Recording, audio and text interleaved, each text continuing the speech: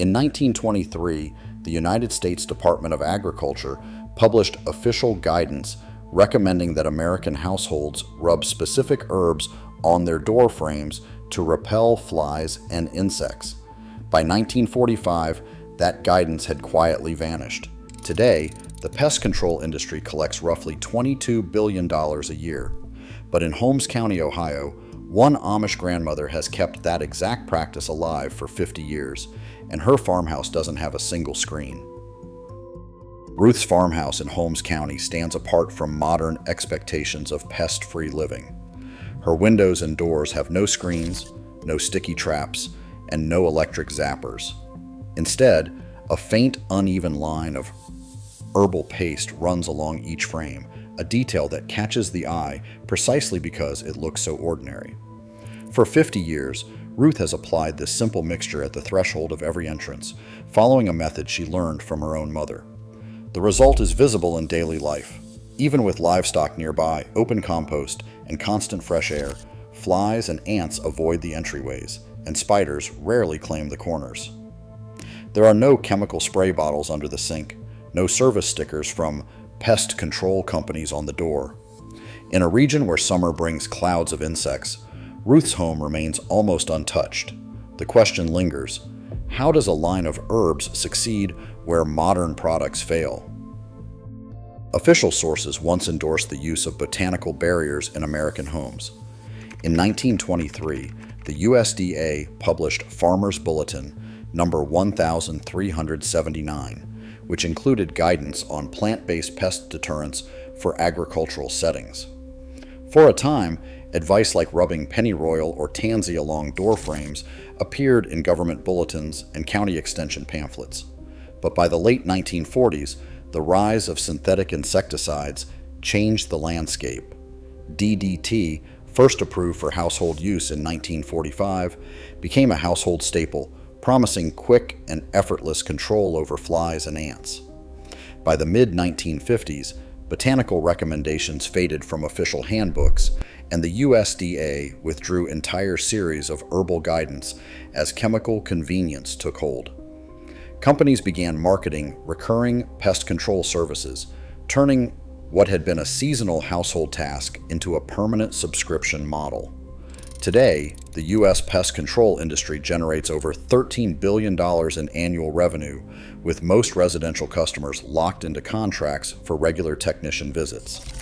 The logic behind the herbal method is not nostalgia, but displacement. Modern pest control relies on extermination, killing insects outright, while the older method works by making entry points unwelcoming. Flies navigate by scent, homing in on volatile chemical cues. Ants follow invisible pheromone trails, tracing the chemical footprints of their colony. A strong line of herbal scent at a window or threshold doesn't kill, it confuses or repels. The treated entry becomes a chemical barrier, disrupting the insect's navigation and making the doorway seem impassable. Unlike spraying the whole room, targeting the threshold exploits the way insects actually find their way indoors. This principle is supported by laboratory research. Terpenes in pennyroyal, thujone in tansy, and other aromatic compounds all interfere with insect olfactory systems. Deterrence, not destruction, is the goal, a method that relies on the biology of insect behavior rather than brute force. In this way, the science gives backbone to a practice that once seemed like mere folklore. The core formula behind the Amish herbal threshold method relies on a deliberate blend of scent-heavy botanicals, each chosen for its specific properties. Pennyroyal stands at the center of this tradition. Its sharp, minty aroma comes from polygon, a compound that modern entomology recognizes as a potent fly repellent. In 2011, the Journal of Medical Entomology confirmed that polygon disrupts the behavior of houseflies, validating what generations of homekeepers already observed. Alongside pennyroyal, tansy has a centuries-old reputation as a protective herb. Medieval European households scattered dried tansy to keep flies and lice at bay, and contemporary research from the University of Vermont has identified thujone, tansy's main volatile oil, as effective against flies and other members of the Diptera family. These aren't incidental kitchen herbs, they are selected for their ability to interfere with insect navigation at the threshold. To make the barrier work, concentrated apple cider vinegar is used as the carrier. Its acidity and volatility help move the herbal scent through the mixture, ensuring that the paste clings to wood and releases a persistent aroma. The result is a formula designed not to perfume the house, but to create an invisible line insects are reluctant to cross. This is not an accident of folk wisdom. It is a purposeful system built on the chemistry of repellency, rather than on chance or superstition. The documentary record anchors this practice in print. Edna E.B. Heller, a Lancaster County author, published her Pennsylvania German cookbook in 1934, including a section on household remedies and threshold cures. Her recipe for a door paste, herbs mixed with vinegar and applied to entryways, demonstrates that the method was recognized and circulated in both family kitchens and printed guides. Amish publications, especially Family Life magazine, have continued to preserve and share these formulas, ensuring their survival beyond oral tradition. The remedy moves from private memory to public record, showing that this knowledge has traveled through generations of women's domestic expertise documented and handed down in both home and print. The threshold treatment is only the beginning of the Amish system. The next layer appears at every windowsill, where the herbal paste is applied in a continuous line, sometimes reinforced with small bundles of dried basil or lavender. This perimeter approach extends the scent boundary around the entire house, not just the doors. Insects, especially flies and ants, rely on chemical cues to chart their paths indoors. When each window frame carries its own aromatic barrier, these cues are scrambled at every possible entry point. Basil and lavender, while milder than pennyroyal or tansy, add their own volatile compounds, linalool and estragole, into the mix. Laboratory studies show that both can repel houseflies and other common pests, though their effect is gentler. The combination creates a spectrum of deterrents: sharp, pungent notes at the main thresholds, softer but persistent aromas at the windows. The result is not a single magic spot, but a layered architectural defense. Every opening becomes part of a coordinated boundary, with scent acting as an invisible fence.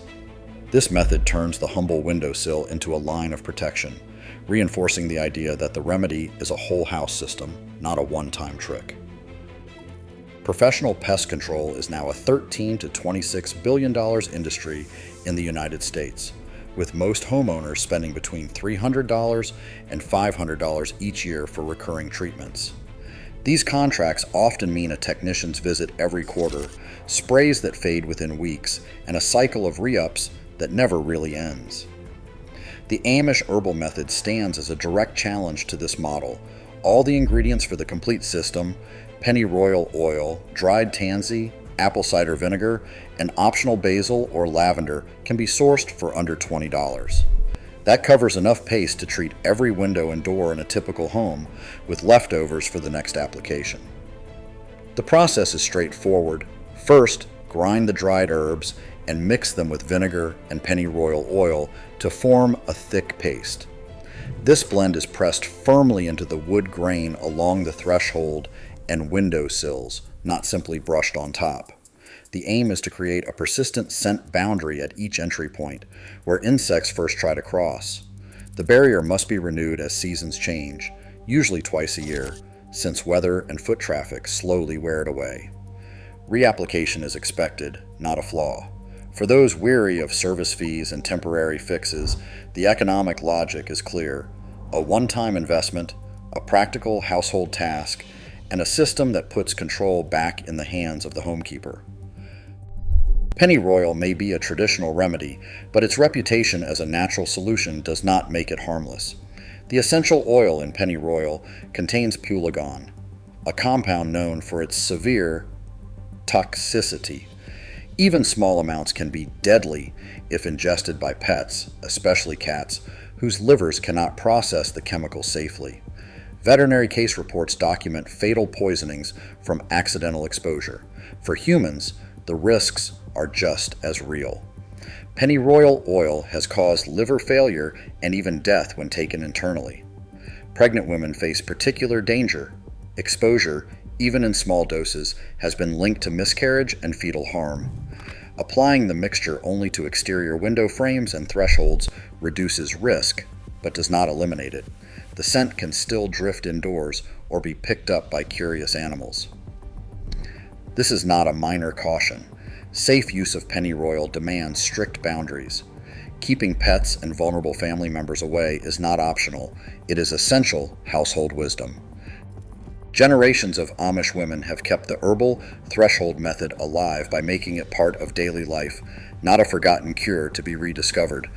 Ruth learned the routine from her mother, who learned it from hers, a chain of memory that never needed outside validation. In these households, domestic skill is living heritage, valued for its ability to solve real problems year after year. While the wider world shifted to commercial sprays and subscription services, Amish homes continued to treat pest control as a practical craft. Edna E.B. Heller's published recipes and Family Life magazine's home columns both show how printed records reinforced what families already knew by heart. The knowledge endured because it was used, shared, and trusted, not because it waited for a trend to bring it back. Today, billions are spent on chemicals, while safe, time-tested remedies remain overlooked. As insect resistance rises and health concerns deepen, the value of botanical knowledge grows urgent. But real safety depends on understanding both power and risk, a lesson as vital now as it was a century ago.